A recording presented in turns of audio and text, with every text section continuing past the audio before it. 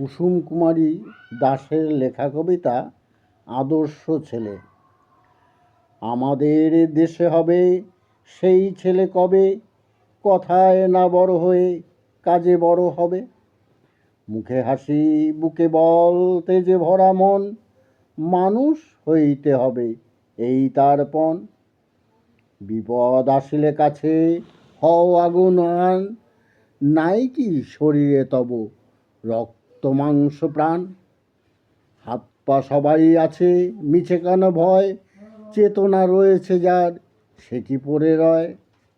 সে ছেলেকে কে চায় বলো, কথায় কথায় আসে যার চোখে জল, মাথা ঘুরে যায়। সদা প্রাণে হাসি মুখে করো এই পণ, মানুষ হইতে হবে মানুষ যখন। কৃষকের শিশু কিংবা রাজার কুমার, সবার রয়েছে কাজ এ বিশ্ব মাজার। হাতে প্রাণে খাটো সবে শক্তি করো দান, তোমরা মানুষ হলে দেশের কল্যাণ।